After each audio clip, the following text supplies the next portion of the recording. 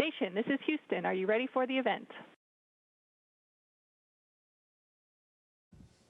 Houston, this is Station. We are ready for the event. Houston ACR, this is Mission Control Houston. Please call Station for a voice check. Station, this is Houston ACR. How do you hear me? We have you loud and clear. How do you have us? Hello and good morning from all of us here at home on Earth. Today we are speaking to you from Brownsville, Texas. My name is Jacqueline Peña and I am an ambassador for the South Texas Astronomical Society. Our mission is to ignite curiosity through space science and STEM, and today we will accomplish exactly that by connecting our students to astronauts aboard the International Space Station and asking a few questions. We would like to thank NASA for giving our community this amazing opportunity, and NASA astronauts Frank Rubio and Jasmine McBelly for sharing your time with us today. Now, on to our first question. Hi, my name is Caitlin. My question is, from your experience working on the International Space Station, what features would you like to add to future space stations like the Gateway? Hey, Caitlin, and to all the members of the South Texas Astronomical Society, welcome to the International Space Station. It's great to be hanging out with you guys today and teach you a little bit about space and the International Space Station. So I think, one, we have a pretty awesome station, and they did an amazing job engineering this thing and putting it together up here at 250 miles above the surface of the Earth. But I think I would love to have a window that looks zenith or above us. So our beautiful window, the cupola that we have, currently looks down on the Earth, which is pretty awesome because it is probably the most beautiful thing we see up here. But I think, especially at night, it would be awesome to have a window overhead where we could just gaze at the stars. That would be one of the main things I would add. I would also add another bathroom because as we get more and more people up here, it does get a little bit crowded. And if at all possible, it would be awesome to add a shower to the ISS. When you're up here for 6 months or even a year, that's a long time to go without a shower. We do stay very clean, but it would be nice to have running water every once in a while. Hi, my name is Mazalia, and my question is, what do you remember thinking the first time you were on a spacewalk?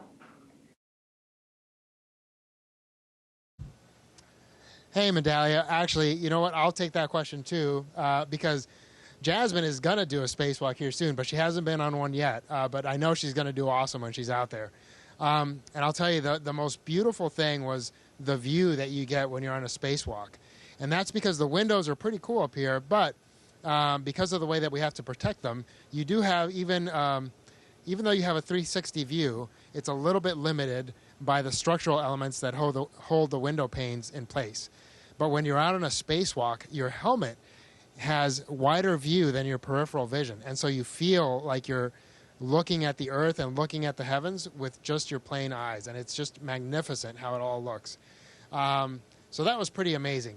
The other really cool thing that I really enjoyed was just the team that came together to put the spacewalk, to plan it, and put it all together and put all the products together.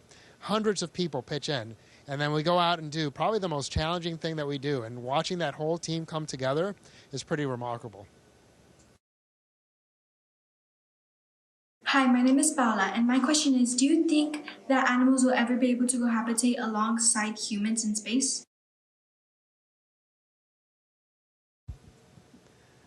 Hi, Paula. So actually, before we put humans in space, we did put other animals in space. The U.S. Flew some monkeys to space. Russia flew some dogs.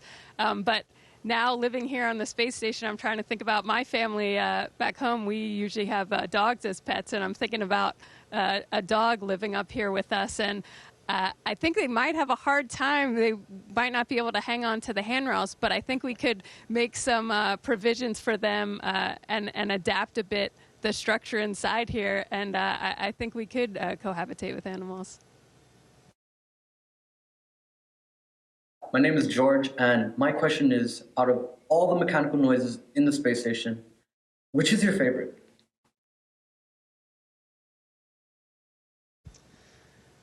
George, that's a good one. So I'd have to say something that's hopefully constantly a background noise up here is the ventilation running. So, if we don't have that going, then the air just stagnates and you get pockets of CO2 and things like that. And so it becomes a noise that you just become used to, and it's kind of like white noise, but it's very noticeable when that sound of the fans goes off, and it usually means something's not quite right. So I'd have to say that's my favorite sound.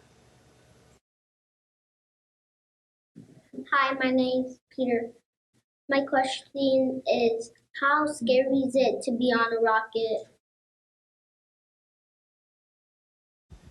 Hey, Peter. Well, you know what? It's actually pretty cool. It wasn't very scary at all. The cool thing is that Jasmine came up on a Dragon spacecraft. I came up on a Soyuz. So two totally different rockets.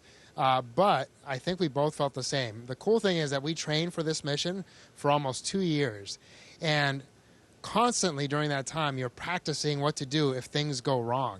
And so all you ever do is practice emergencies time after time after time, because it's really critical that you do the exact right thing if those things were to happen. But on the day that you launch, everything goes perfectly. And so it's actually pretty chill because nothing's going wrong compared to all the simulations that you've done up until that point. The other thing is that you're so focused on making sure that all the right things are going on and reading your instrument and making sure that the rocket is healthy, that you really don't have a lot of time to think about what's actually going on and how much rocket fuel you're sitting on top of, and the fact that you're speeding up from 0 to almost 15,000 miles per hour. All that stuff's pretty cool, but the reality is most of us are pretty focused on what's going on, and it's not till after we get to space that we actually think about, wow, that was pretty amazing. Hi, my name is Victor, and my question is, does microgravity affect your perception of time?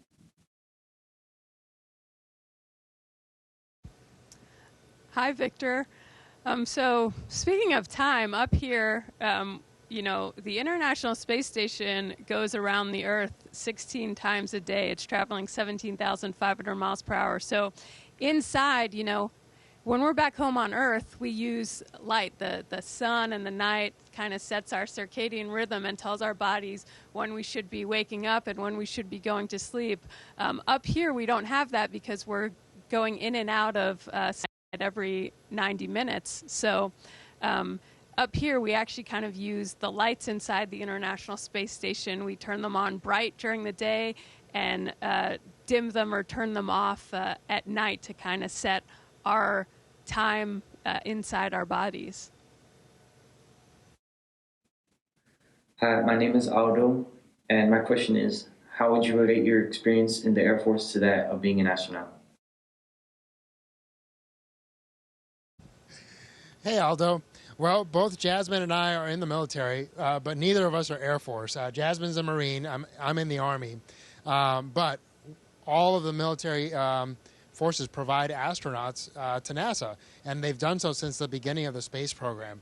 The cool thing is that when we work for NASA, we really focus on the science and on the outreach for human space exploration.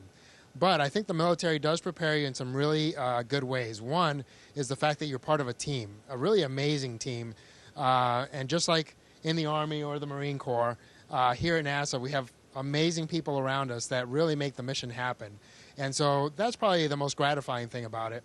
But the other thing that I think is really important for most of us is that you're contributing to something that's bigger than yourself, and you really feel like you have a purpose, which for us here is to say, hey, we can send humans to space.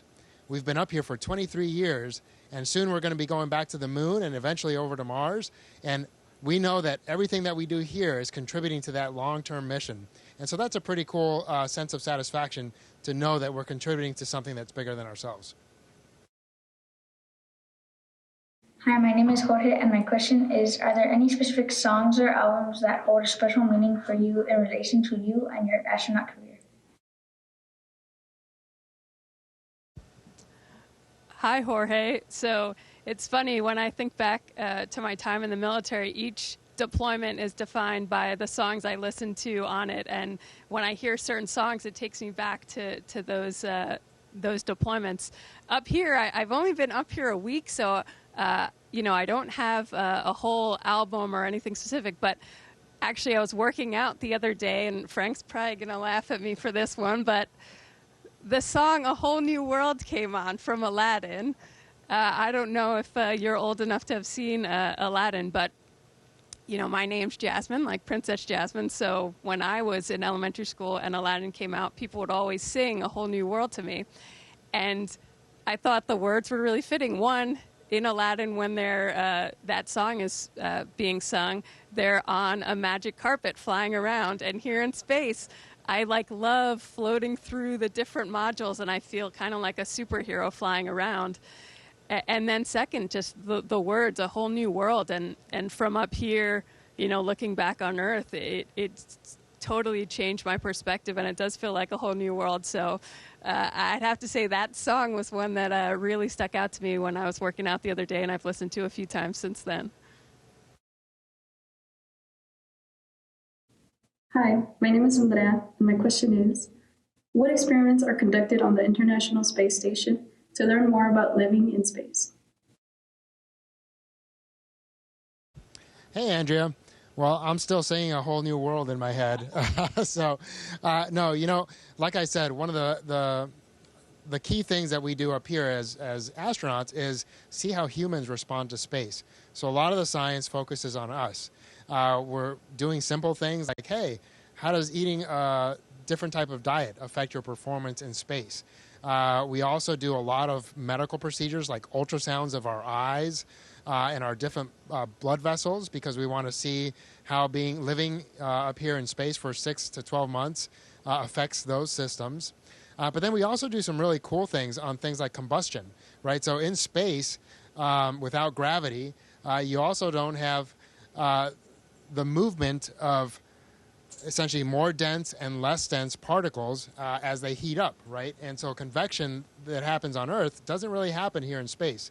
And that's really important for things like fuel, right? And especially rocket fuel, because we want those things to work up here. So we study things like that, and we see how combustion happens.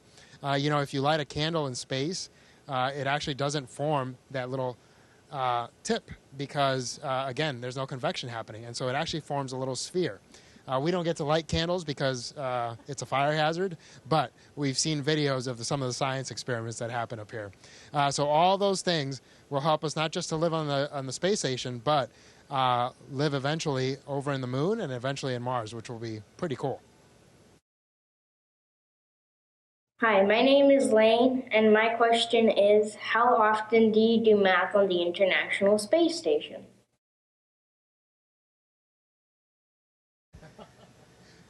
Lane, so you're probably wondering if the math is really worth it. So actually, every day, not necessarily sitting down with a pencil and paper doing math, but even just getting around the space station. If I want to go a certain direction, I have to put that force through my center of gravity to go that way. And then, oh no, I grabbed on here, but my center of gravity is offset, so I rotate. And so every single time we're just moving around the space station, we're using math and physics to figure out how I should, input a moment or a translational force. And the other day I had to move a big object through the space station. I had to think about not just my center of gravity, but now me with this object and that center of gravity. And so I think we're kind of constantly doing math up here, and sometimes for the different experiments we need to use those skills as well. So it's basically a daily thing. Hi, my name is Viviana, and my question is, in your opinion and experience, how important is it to see diverse representation lead the frontier of space exploration? Hey, Viviana. Well, you know what? I think it's really important, but I think it's equally as important to pick the most qualified people out there. And that's because this is a really tough mission, and so you want to make sure that everyone that does this mission is incredibly capable and able to handle it. But the cool thing is, and unfortunately, I don't really like to talk about accomplishments because, I don't want to sound boastful. But in this case, Jasmine graduated from MIT. She's a Cobra pilot. She's a Marine test pilot. Like I said, I've been in the Army for 20 plus years. I started off as a Black Hawk pilot. I then became a medical doctor. and I've worked with special forces and lots of other things. But the cool thing is, the reality is, if you pick the most qualified people now in our country, you're going to have great gender representation. You're going to have great representation from different ethnic backgrounds. And we're going to look like America because a lot of highly qualified people are out there. So hopefully you guys will keep hitting the books. And someday we're going to be sitting there looking at you guys and thinking, wow, they are so incredibly qualified and way more qualified than we were ever. So we look forward to seeing what your generation has to offer. Hi, my name is Santiago, and my question is, how would you explain the International Space Station's protection from radiation to a fifth grader?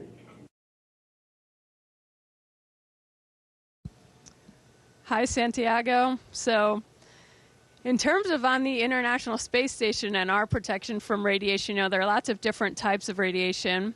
And thankfully, we're in low Earth orbit, so we're still inside the Van Allen belt. So the Earth's magnetic field protects us from a lot of the radiation. We also have the structure of the space station around us. And if there are times, when we track a specific event coming, like a high activity solar flare event or something, we can also use additional things like just water. We regenerate a lot of our own water, so that's a resource we could use to create additional barriers to help protect us. Obviously, once we start going further in the solar system and past the Van Allen belt, we'll have to consider more things to protect us from radiation, and that's why a lot of the missions that go up, for example, Artemis 1 had some mannequins on it or models that were carrying sensors in the torso to detect a lot of the radiation so that we can be prepared for those missions as we go further. Hi, my name is Madalia, and my question is, what happens if someone gets sick on the space station? Hi, Mandalia. Yeah, Jasmine's tapping my shoulder because as a doctor, I'm currently acting as the chief medical officer, but there's not always a doctor on board. And so we all go through medical training, and including Jasmine. So if I were to get sick, she would be taking care of me. And so we all get a basic amount of medical training. But the best thing is that we all stay pretty healthy, and we all stay in pretty good shape. And so that helps us really not get sick up here. The other thing we do is we use quarantine, right, which now after COVID we're all familiar with. But we've been doing that since humans have been living in space. And that's because, so we basically spend 2 weeks before our launch isolated from other people. And that's because we don't want to bring any new viruses. We don't want to be sick when we fly up here. And generally, you're only exposed to 6 other humans while you're on the station. So there's just not a whole lot of viruses up here to get you sick. The one thing that can throw you off, though, as Jasmine said, is your vestibular system, right? So you can get a little sick the first few days you get here. And if you think about it, right, if I jump up here, if I did this on Earth and I started standing like this, my brain would really just not be able to handle it. And so the first couple days when you're up here and you're doing that a lot, it really throws you off, and a lot of people get nauseous, and some people throw up. But we have medicine for all that, and within a few days you adapt, and then it feels perfectly normal. Hi, my name is Caitlin. My question is, can you describe your most awe-inspiring or memorable moment during your time in space?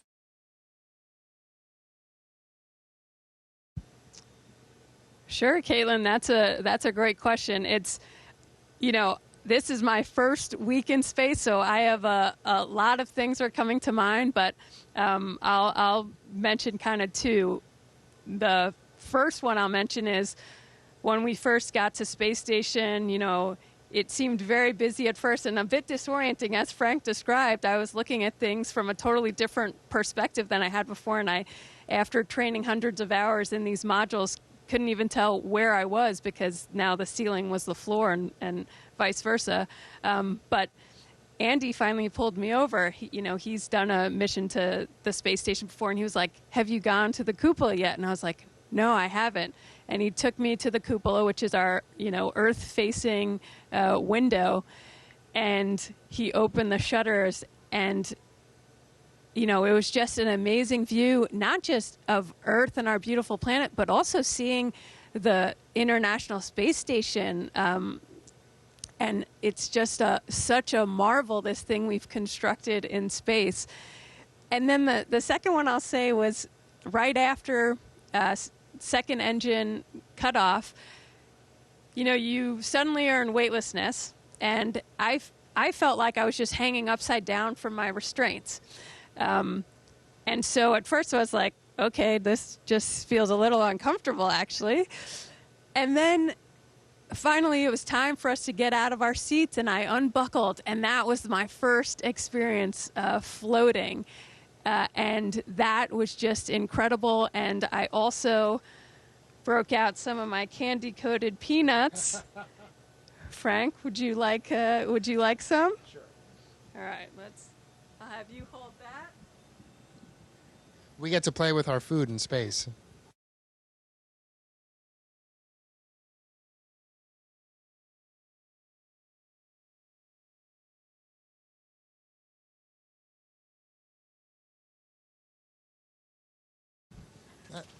And almost every day we get to play with our food, which is kind of one of the cool things of being an astronaut.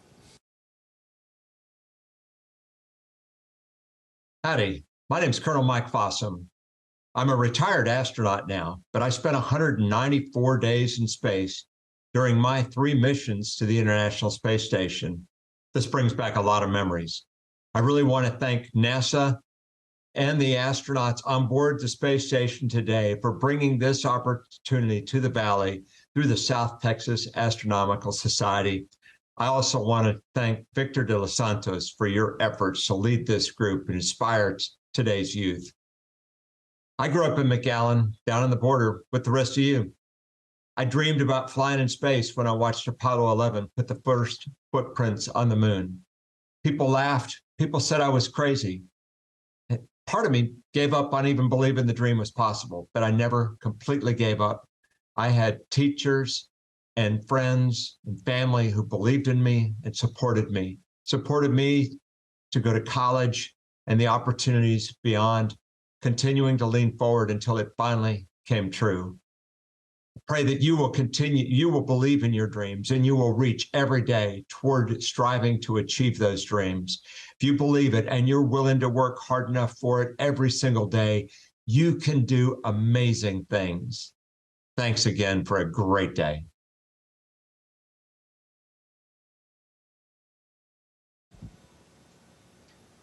Thanks so much, Mike, and thank you all to the members of STARS.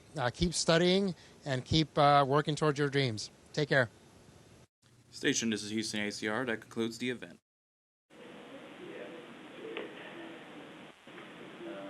Thank you to all participants.